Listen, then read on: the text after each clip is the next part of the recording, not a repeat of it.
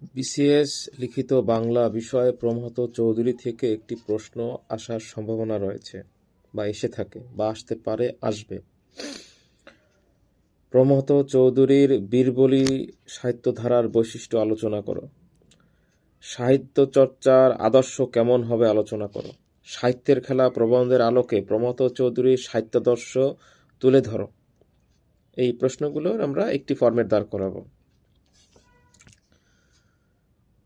আমরা এইভাবে শুরু করতে পারি। বাংলা গদ্যে শুষ্ক ব্যঙ্গ বিদ্রূপের তির্যক দোতনাধ্বনি, বিদগ্ধ মনের পরিচয়বাহী, চলিত রীতির প্রবর্তক প্রমথ চৌধুরী। 20 শতকের প্রথম দিকে তিনি ঘোষণা করেন, সাধু ভাষা নয়, মুখের ভাষাই সাহিত্য চর্চার আদর্শ হওয়া উচিত।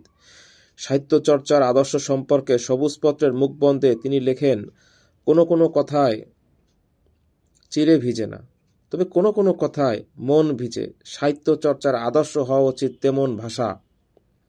সাহিত্যের খেলা প্রবন্ধে তিনি আরও লিখেন, সাহিত্যের উদ্দেশ্য মানুষকে আনন্দ দেওয়া, কারো মনোরঞ্জন করা নাই।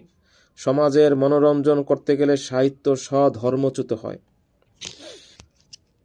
সাহিত্যের শ্লীলতা ও অশ্লীলতা নিয়ে তিনি লেখেন, ইন্দ্রিয় গ্রাহ্য বিষয় তা লেখা যায়, তবে তা যদি দেহজ কামনা বাসনাকে কেন্দ্র করে লেখা হয় তাহলে তা অশ্লীল, তা লেখা যাবে না।